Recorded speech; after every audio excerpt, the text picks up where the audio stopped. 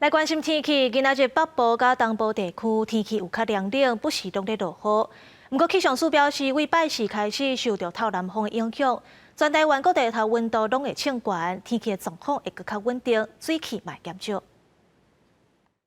今仔受到东北季风和华南分河区的影响，全台湾的水汽拢较济，尤其是中部以北甲东部地区，毋那接落雨，温度也比较较低。气象署表示，虽望下暗开始水汽会豆豆啊减少，毋过明仔北部甲东部也是湿湿佮冷冷的天气。为拜四开始到后礼拜一，天气才会较稳定，大部分地区拢有机会出日。 从周四开始风向开始转偏东南风，一直转到偏南风，甚至到下周一的西南风主要的锋面系统是在华中、华南一带，距离台湾还是有一段距离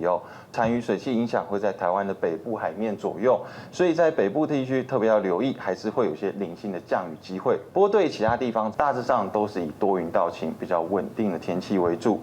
温度的方面，气象署也表示，为拜四开始，因为透南风，全台湾拢会变甲真烧热。原底天气较寒的北部地区，会为22度降到30度左右。民众要特别注意温度的变化，配合政策。从周四开始，可以留意到一直到下周一这段期间各地的高温都是明显的上升，会来到30度左右，甚至是以上。而在低温方面，都来到了20度以上另外，气象署也补充，后礼拜一阁会有一个新的锋面接近台湾，水汽会阁反济，尤其是北部地区的天气会变甲真无稳定，不时会落雨，要特别注意。